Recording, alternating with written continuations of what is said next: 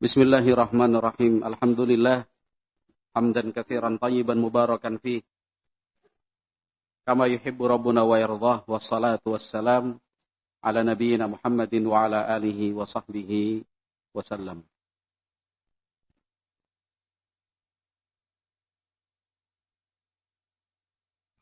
Manzumah Abi Ishaq Al-Ilbiri rahimahullah. 112 bait syair. Beliau susun indah dan luar biasa. Berdasarkan beberapa referensi, 112 bait syair ini beliau tujukan untuk anak laki-lakinya yang bernama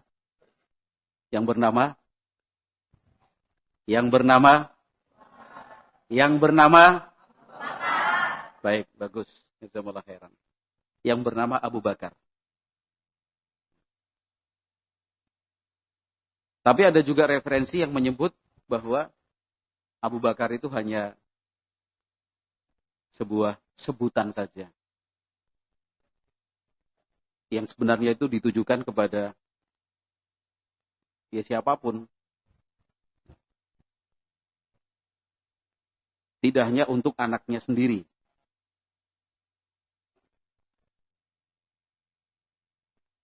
Namun yang jelas, 112 bait syair ini semuanya adalah mutiara hikmah. Dari bait yang pertama sampai bait yang terakhir, mudah-mudahan kita bisa membacanya sampai selesai. Semuanya adalah mutiara hikmah.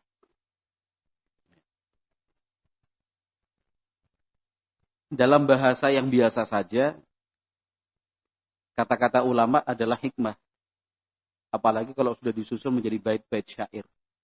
Itu lebih bernilai hikmah. Kenapa?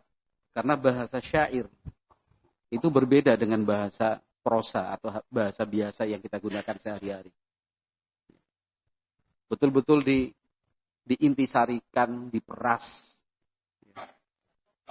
Susunannya pun ada wazan-wazannya. Bait syair itu kan tidak sekedar menyusun kata, asal menyusun kata.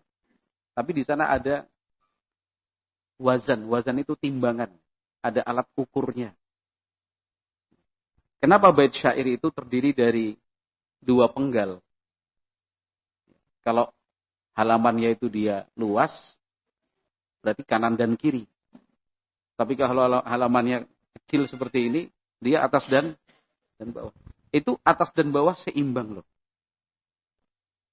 Atas dan bawah itu seimbang. Maka dikatakan ada wazannya, ada mauzunnya.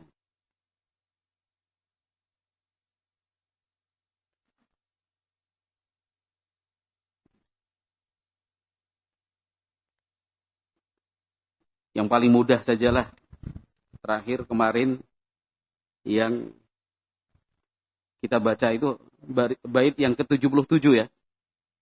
Bait yang ke-77 itu.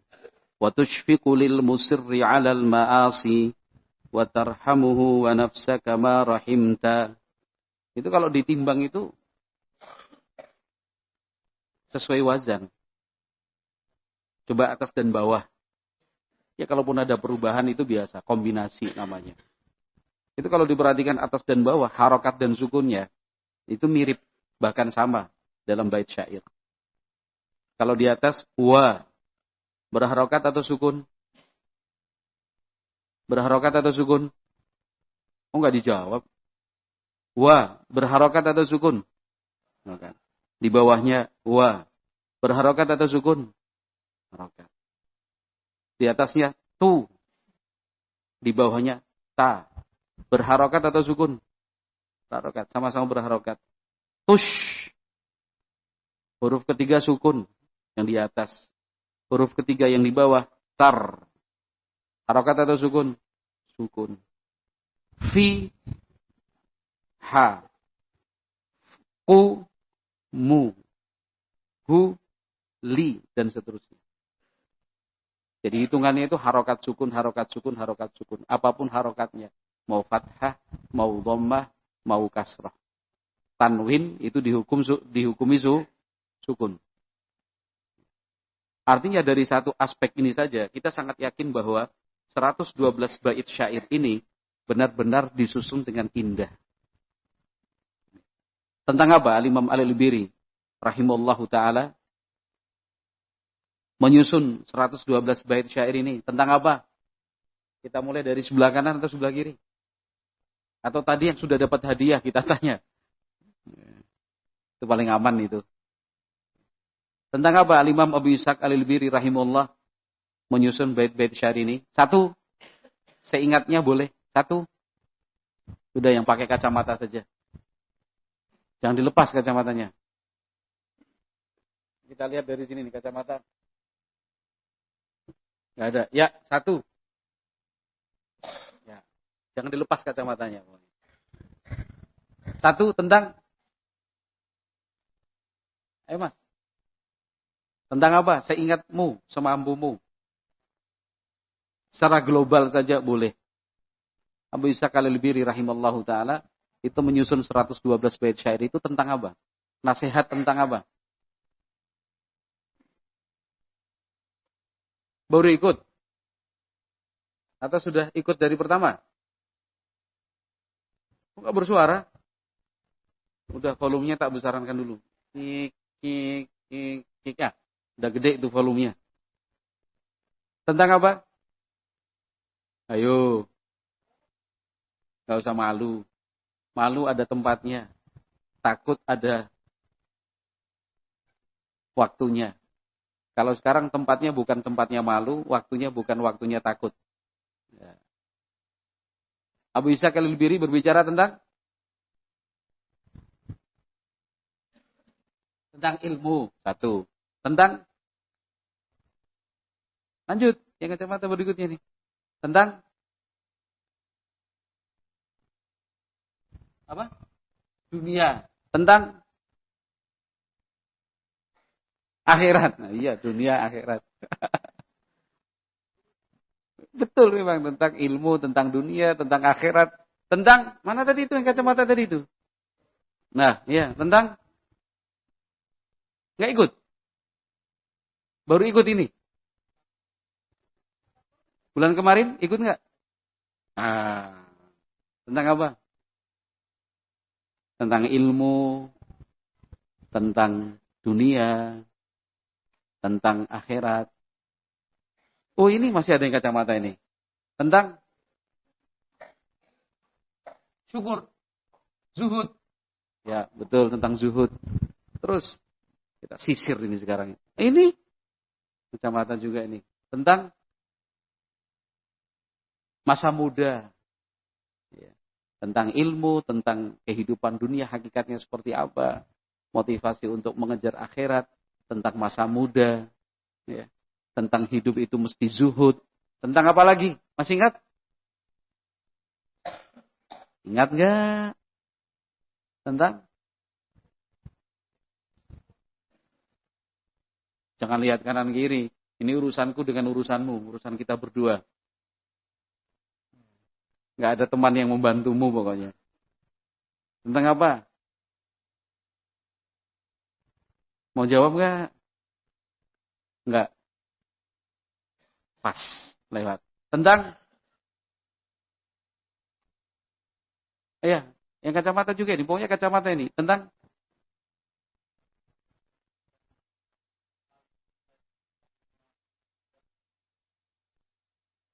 Wah, ini. Tak bantu ya.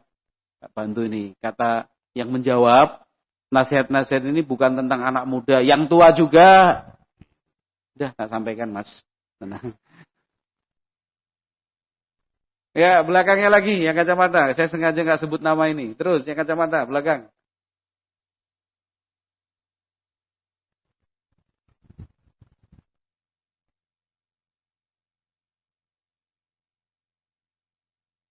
Oh?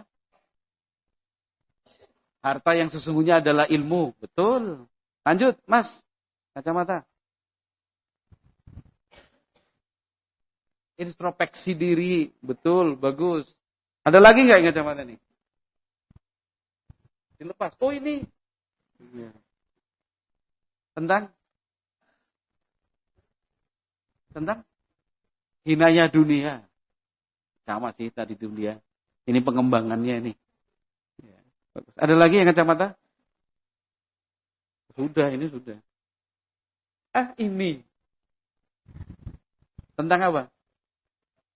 Akhlakul karimah. Artinya banyak hal. Ya, kalau kita ditanya tentang apa, bisa jadi dalam satu bait syair itu lebih dari satu nasihat.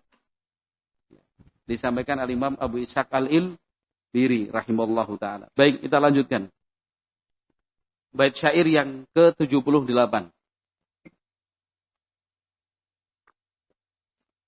Qala rahimallahu ta'ala raja'tal qahqara wa khabatta ashwa la'amruka law wasalta lama raja'ta. Ini sebenarnya masih dalam konteks Al-Imam Abu Ishaq al-Ilbiri rahimallahu ta'ala mengajak berdiskusi anaknya yang bernama Abu Bakar. Beliau berusaha untuk bersikap objektif. Tidak hanya memposisikan diri sebagai memberi nasihat. Tapi beliau pun siap untuk diberi nasihat. Bukan hanya senang mengingatkan. Tapi ketika diingatkan pun tetap senang. Bukan hanya memperhatikan orang lain. Beliau juga mengajarkan kepada kita untuk selalu terbuka. Maka bahasa-bahasa yang akan kita baca selanjutnya ini masih bahasa yang disampaikan al-Imam Abu Ishaq al-Ilbiri rahimallahu ta'ala kepada anaknya yang bernama Abu Bakar itu, yang intinya, Abu Bakar, kamu boleh, silahkan untuk menjawab dan merespon. Silahkan bilang, silahkan katakan. Seperti berikut ini. Qala rahimallahu ta'ala raja'tal qahqara wa khabatta ashwa. Engkau raja'ta apa artinya? Raja'a yarji'u artinya kembali. Berbalik arah. Begitu. Al-qahqara itu berjalan mundur ke belakang. Wa khabatta ashwa. Dan jalanmu itu seperti orang buta. Tidak tahu arah mau kemana. Asal melangkah. Ini orang buta secara umum. Kalau orang buta itu sudah dia diberi pendidikan, sudah dikasih pelatihan, dan dia memang sudah hafal daerah itu, ya iya mungkin. Tapi ini maksud di sini orang yang nggak tahu arah. La'amruka law wasalta lama raja'ta. Sungguh, andaikan engkau sudah sampai di titik tenang dan nikmatnya ilmu, lama raja'ta. Kamu gak akan mungkin berbalik arah, mundur ke belakang. Ini nasihat juga untuk kita semua. Bahwa ilmu harus dicari sampai bisa merasakan manisnya. Kalau sudah bisa merasakan manisnya, dan itu juga sudah disebutkan al-Imam al-Ilbiri sendiri, pada bait-bait di awal itu, kalau seseorang itu sudah bisa merasakan manisnya ilmu, dia tidak mau diganti dengan manisnya apapun selain itu. Karena manisnya ilmu itu hakiki, bukan sesuatu yang bersifat sementara. Nikmat dan manisnya ilmu itu lahir batin, bukan hanya lahirnya saja. Nikmat dan manisnya ilmu itu betul-betul terasa di badan dan di pikiran. Bukan hanya di badan saja. Kalau kenikmatan-kenikmatan dunia, ya mungkin badan bisa merasakan nikmatnya. Tapi pikiran belum tentu tenang. Badannya sudah relaksasi, dikasih suplemen, kemudian perlakuan-perlakuan lainnya. Bisa tidur dia. Nyenyak bahkan. Tapi bangun dari tidur, masih lagi pikiran itu mengganggu. Itu kan kenikmatan-kenikmatan dunia. Tapi kalau kenikmatan ilmu, nyaman dan tenangnya itu bisa dirasakan oleh badan dan juga sampai kepada pikiran. Maka sayanglah dan berjuta-juta kali sayang kalau memilih berhenti di tengah jalan. Yang sudah pernah merasakan manisnya ilmu, ingin kembali lagi di majelis ilmu. Maka para ulama rahimahumullah itu sudah memberikan contoh. Mereka adalah teladan. Sekalipun sudah berusia lanjut, walaupun memiliki banyak murid, bahkan sudah menyelenggarakan majelis hadits sendiri, tapi ketika ada kesempatan untuk belajar, kesempatan itu diambil.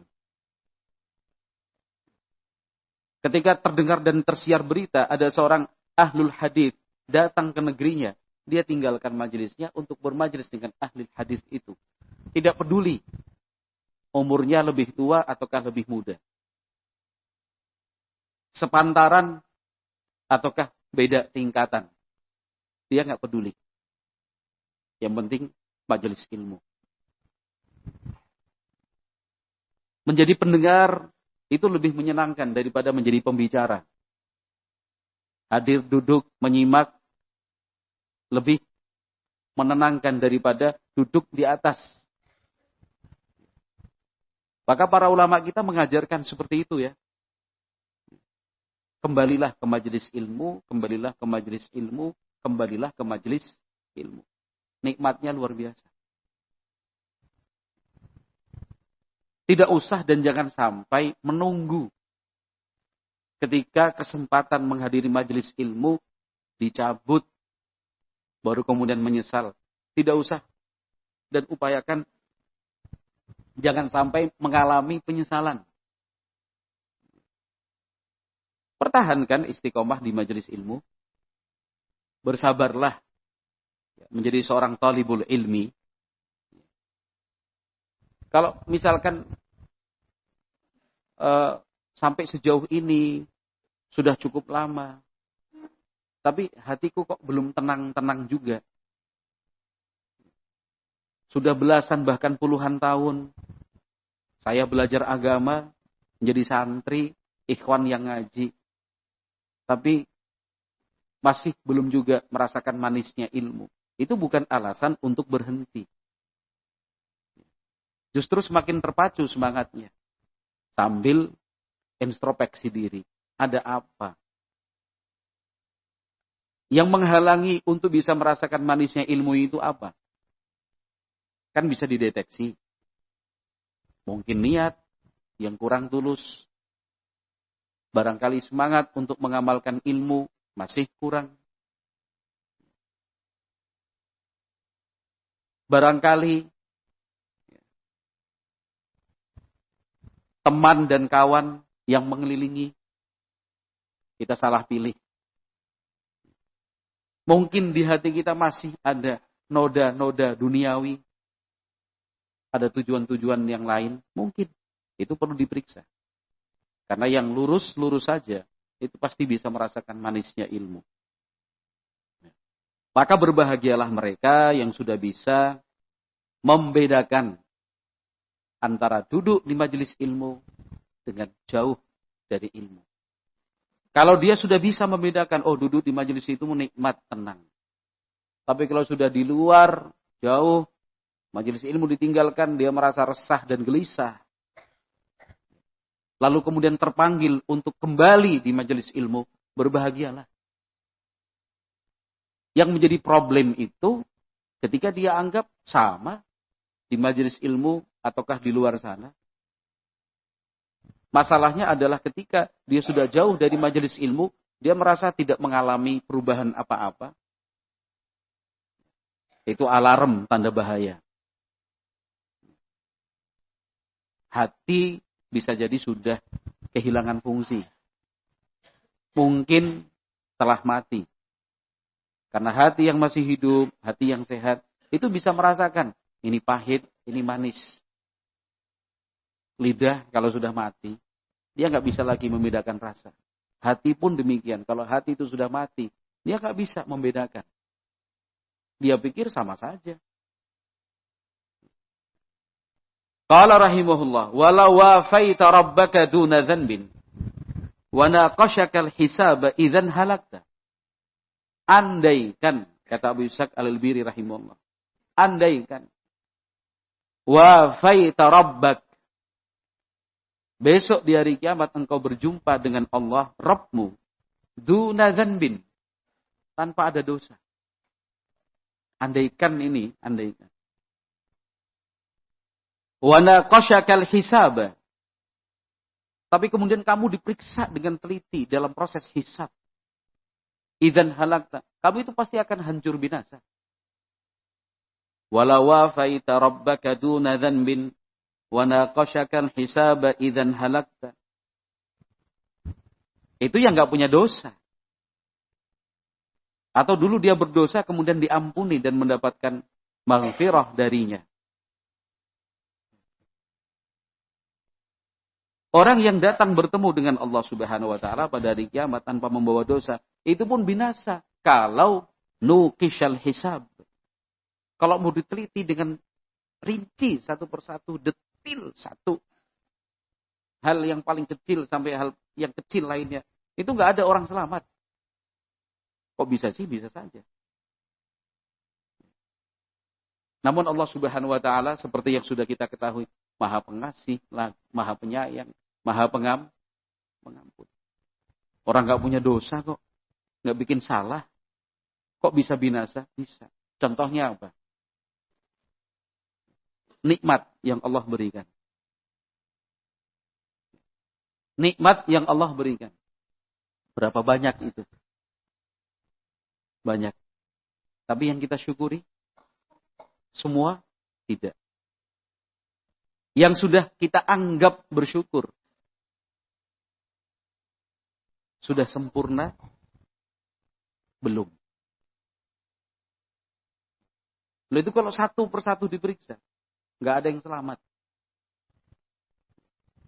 Kesalahan manusia itu setumpuk.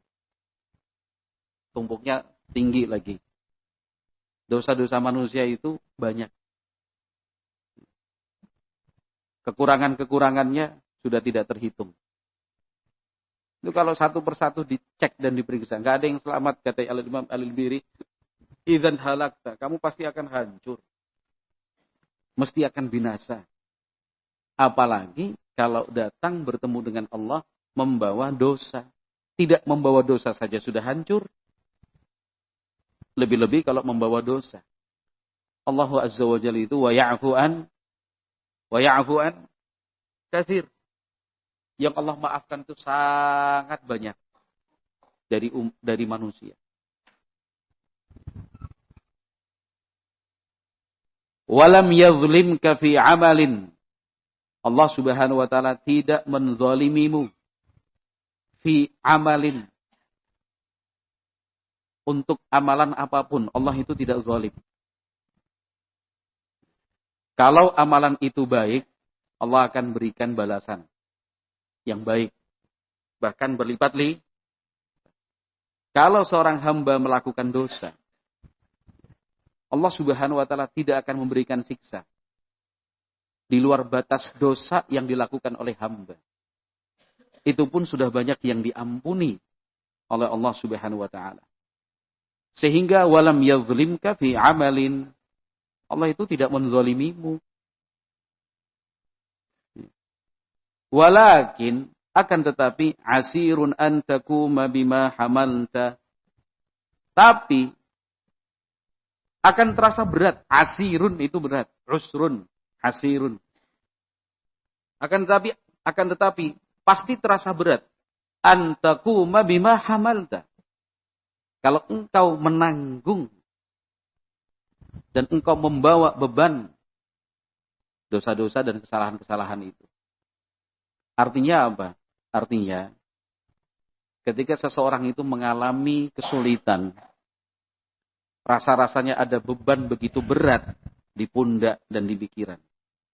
Itu bukan karena Allah zalim. Itu karena perbuatan manusia itu sendiri.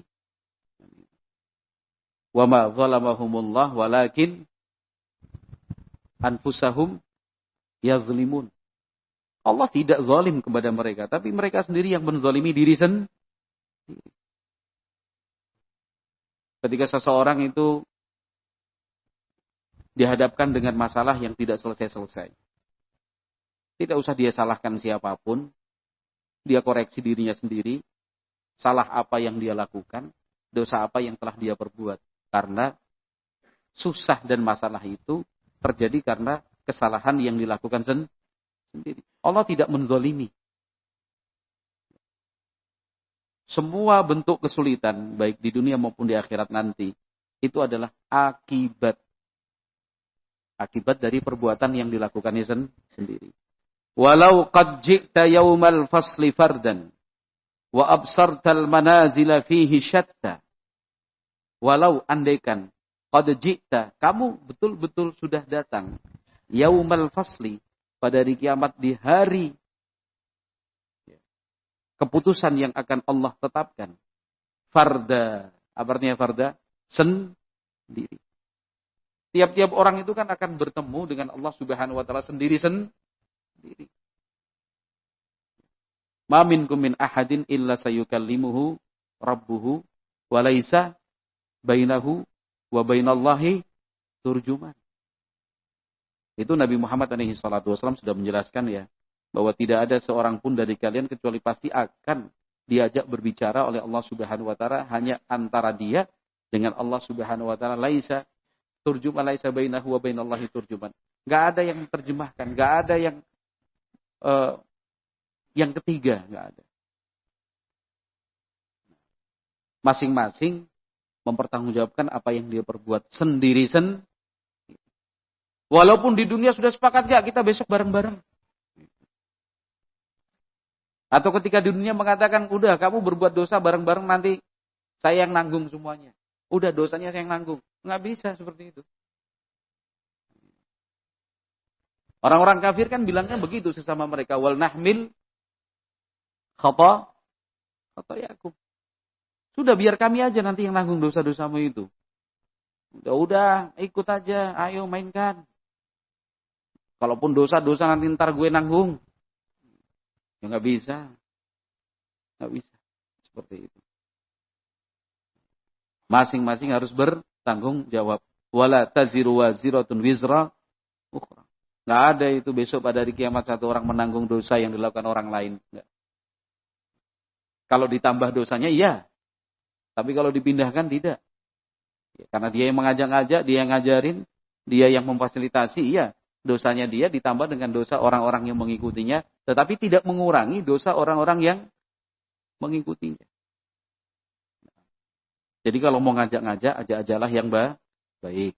Jangan kemudian mengajak-ngajak sesuatu yang buruk. Itu akibatnya menakutkan loh. Maka besok pada hari kiamat ketika kamu bertemu dengan Allah Azza wa Jalla sendiri, wa absartal manazila fihi syatta, dan engkau saksikan betapa di surga itu bertingkat-tingkat tinggi, la'azamtan nadamata fihi lahfa, pasti penyesalanmu akan sangat besar. La'azamtal an-nadamah. An-nadamah itu penyesalan, la'azamta itu kamu pasti akan melihatnya dan merasakannya azim, besar. Artinya apa? Penyesalanmu pasti dalam banget itu. Fihi lahfan. Lahfan itu benar-benar menyesal. Ala ma fi hayatika qad adha'ta. Apa yang disesali? Hidupmu. Qad adha'ta. Yang sudah engkau sia-siakan begitu saja. Ini sesuatu yang pasti. Bukan cerita fiksi atau khayalan kosong, bukan. Tapi ini bagian dari iman kepada hari akhir. Karena beriman pada hari akhir itu, ya, di antara bentuknya adalah beriman dan percaya bahwa besok pada hari kiamat itu ada yaumul hisab. Ada yaumul jaza. Ada perhitungan amalan, ada penimbangan amal perbuatan, ada juga hari pembalasan. Siapa yang berbuat baik, maka Allah akan berikan balasan yang baik. Dan balasan baik dari Allah itu pasti berlipat-lipat. Siapa yang berbuat jahat, dia pun akan mendapatkan balasan yang setimpal dan sesuai dengan kejahatan yang dia perbuat. Nah, di saat itu barulah manusia menyesal. Padahal sesal di saat itu tidak lagi berguna. Apa yang dulu dia bangga-banggakan tidak ada artinya. Apa yang sebelumnya di dunia dia sombong-sombongkan tidak ada artinya. Apa yang dia kemudian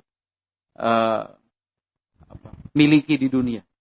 Harta, anak, pengikut, pangkat, kepintaran, kekuatan fisik, itu semua nggak berarti di hari kiamat. Maka yang terjadi adalah penyesalan. Tetapi tentunya ketika seseorang sudah yakin, dia akan berusaha sebaik mungkin supaya tidak termasuk yang menyesal pada hari kiamat nanti. Ya mumpung ada waktu lah. Ya memang berat-berat. Jangan dipikir kemudian istiqomah thalabul ilmi itu mudah. Oh, tidak mudah. Setan tidak akan membiarkan. Panggilan-panggilan syahwat itu selalu ada. Sudah dihindari, dia tetap terus mengejar berlari. Yang namanya syahwat, dalam situasi dan kondisi apapun, itu begitu dekat. Jangan dipikir syahwat itu hanya merayu dan mengganggu orang yang bisa melihat. Yang buta, godaan syahwat itu juga tidak ringan. Gangguan-gangguan syahwat itu bukan hanya menyerang orang-orang yang fisiknya sempurna. Bahkan orang cacat fisik sekalipun, godaan syahwat itu selalu ada. Jangan dikira syahwat itu hanya mengganggu orang-orang yang kaya raya. Yang miskin papa sekalipun, syahwat itu selalu menggoda. Jangan dikira syahwat itu hanya untuk orang-orang jahil. Bahkan yang sudah alim sekalipun, syahwat itu semakin besar badainya. Jadi syahwat itu bisa menyerang siapa saja. Istiqomah itu mahal. Tetap bertahan di atas ilmu itu luar biasa. Karomah namanya. Dan itu tidak datang tiba-tiba. Tidak kemudian hadir begitu saja. Itu perlu perjuangan dan pengorbanan. Tentunya langkah yang pertama adalah berdoa kepada Allah Subhanahu wa taala, memohon kekuatan darinya, meminta kepadanya Zat yang Maha Perkasa agar kita dilindungi, supaya kita dijaga, agar tidak terbawa macam-macam syahwat itu. Syubhat pun demikian. Syubhat itu bisa menyerang siapa saja. Syubhat itu ada di mana-mana. Syubhat itu bisa datang kapan saja. Tidak mengenal waktu. Maka istiqomah itu berat. Selain berdoa kepada Allah Azza wa Jalla sebagai langkah dan pilihan pertama, hidup di lingkungan orang-orang saleh adalah langkah kedua sebagai usaha. Dekatlah, bertemanlah, pilihlah lingkungan dan orang-orang yang baik. Tinggalkan dan jauhilah lingkungan yang buruk. Karena kalau tidak, penyesalan itu pasti dialami. Dan penyesalan itu bukan hanya di akhirat, bahkan di dunia pun banyak yang sudah menyesal. Tapi mereka yang sudah menyesal itu tidak semuanya kemudian tahu jalan pulang ke majelis ilmu. Banyak dari mereka, mudah-mudahan kita tidak termasuk.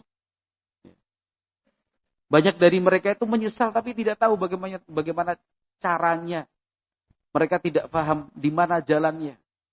Mereka hanya bisa berkeinginan.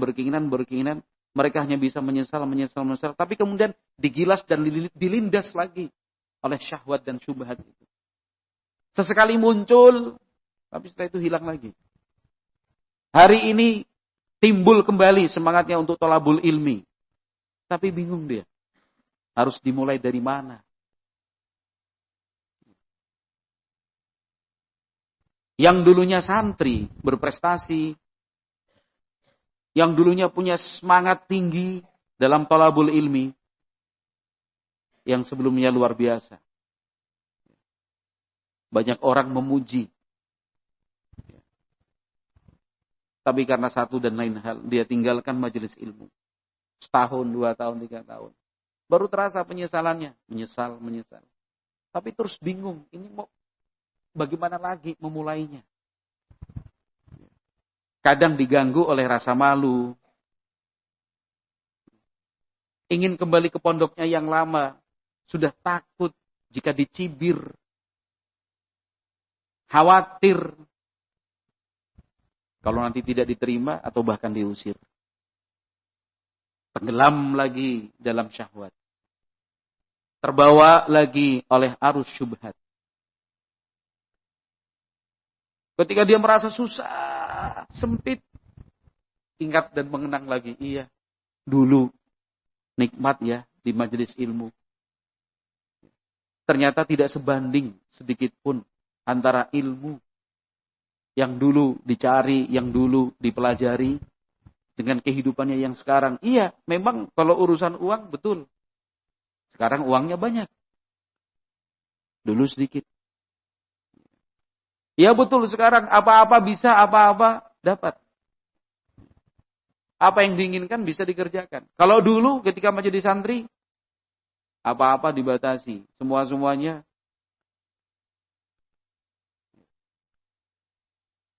ada aturannya. Tapi ternyata ketenangan hati itu nggak bisa tergantikan dengan apapun. Nyesel. Pengen kembali nggak tahu caranya. Itu penyesalan di dunia. Penyesalan di dunia masih ada harapan lah. Selama matahari belum terbit dari arah barat. Selama nyawa belum sampai di tenggorokan. Masih ada kesempatan. Penyesalan itu diganti dengan perbaikan-perbaikan. Tapi besok di hari akhirat, la'a'zamtan nadamata fihi lahfa ala ma fi hayatika qad adha'ta tafirru minal hajiri wa tattakihi fahalla an jahannama qad fararta. Kamu berusaha menghindar dari panasnya matahari. Tafirru itu lari. Maksudnya di sini adalah menghindar. Minal hajiri, dari panasnya matahari di siang bolong. Wa tattakihi, kamu berusaha untuk mencari tempat berlindung dan berteduh. Fahalla an jahannama qad fararta. Kenapa engkau tidak berusaha lari menghindar dari panasnya jahannam? Artinya panasnya matahari yang kita rasakan di siang hari, itu aja kita udah merasa nggak mampu dan nggak kuat kok. Kita akan cenderung ke tempat menuju atau mencari tempat yang sejuk. Kalau di dalam ruangan kita akan mengaktifkan kipas angin atau bahkan mungkin AC. Kita akan memilih untuk berendam, kita akan mencari air minum yang dingin. Itu panasnya siang. Tafirru minal hajiri wa tattakihi. Kenapa kita tidak berpikir bahwa neraka jahanam yang panasnya itu 70 kali dibandingkan panasnya api di dunia? Kenapa tidak diusahakan untuk dihindari? Malah mendekat, malah dicari. Sudah tahu itu dosa, dilakukan juga. Sudah paham hukumnya, itu dilarang dan diharamkan, masih juga dilakukan. Surga yang menyejukkan itu, surga yang begitu mendamaikan, kenapa tidak dicari? Maka beliau mengatakan, tafirru minal hajiri wa tattakihi fahalla an jahannama qad fararta. Qala rahimullah walasta tutiku ahwanaha adzaban Walau kuntal hadida biha lazubta. Tentang jahanam ini, neraka, kata Imam Al-Ilbiri rahimahullah, kamu tidak akan mungkin mampu, walasta. Engkau tidak akan bisa. Tutiku, engkau tidak akan mampu. Ahwanaha azaban. Untuk merasakan azab yang paling ringan sekalipun. Itu neraka jahanam. Azab yang paling ringan di neraka itu apa? Azab yang paling ringan di neraka? Apa? Apa? Yang keras? Azabnya Abu Thalib. Apa itu bentuknya? Bentuk azabnya itu apa? Apa? Ustaz Ikrimah? Mau gantikan lagi nggak di sini? Enggak, cukup. Latihan tapi sudah ya. Ternyata duduk di sini gitu-gitu aja kan. Yang penting mempersiapkan diri. Azab yang paling ringan itu apa? Azabnya Abu Thalib. Dikasih sandal di telapak kaki dua-duanya. Tapi yang mendidih otaknya. Antara kaki dan otak itu kan nyambung dia. Itu saja kamu tidak akan mungkin mampu. Kok jangankan sandal yang terbuat dari api neraka itu. Wong kita jalan di aspal tanpa menggunakan alas kaki, kita udah jinjit begini. Nggak kuat. Tanpa alas kaki loh. Di cor-coran, jalan cor di keramik yang terpapar langsung dan kena sinar matahari itu. Kita jalannya sambil jinjit gini. Kata Imam Al-Ilbiri rahimahullah, kamu tuh nggak akan mungkin bisa menahan azab neraka jahanam yang paling ringan sekalipun. Walau kuntal hadida biha lazubta. Kalaupun kamu itu besi. Al-hadid apa artinya? Besi. Andaikan kamu itu besi, lazubta, kamu itu akan meleleh. Apalagi kita bukan besi. Kita itu cuma daging dan tulang. Kulit dan rambut. Kok dipanaskan? Wong kena sinar matahari aja sudah. Kulit ini apa ini? Kulit ini udah terbakar. Kena tetesan plastik yang dibakar itu loh. Kita bakar sampah plastik, ketetes. Itu hilangnya enggak, panasnya enggak hilang-hilang, bisa semalaman itu. Maka kata beliau rahimallahu ta'ala, andaikan kamu itu besi sekalipun, kamu akan leleh di sana. Ya. Maka satu lagi, fala tukzab fa innal amra jiddun wa laisa kama hasibta wala dhananta. Maka kamu jangan mendustakan ini. Dalam riwayat yang lain, fala tunkir, jangan kamu ingkari. Kalau di sini fala tukzab maksudnya apa? Kamu jangan mendustakan. Fa innal amra jiddun. Ini urusannya sungguh-sungguh. Jiddun itu artinya serius. Ini serius loh urusannya. Bukan main-main loh. Walaisa kama hasibta wala dhananta. Tidak seperti yang kamu bayangkan dan tidak seperti yang engkau sangka. Wallahu a'lam bishawab. Kita cukupkan sekian karena yang berikutnya itu sudah pembahasannya lain, yaitu Abu Bakrin kasyafta aqalla aibi. Itu sudah masuk pada bab yang lainnya. Wallahu a'lam bishawab. Kita cukupkan sekian. Mudah-mudahan bermanfaat. Aku qouli hadza. Subhanakallahumma wa bihamdika asyhadu an la ilaha illa anta astaghfiruka wa atubu ilaik. Walhamdulillahirabbil alamin. Assalamualaikum warahmatullahi wabarakatuh.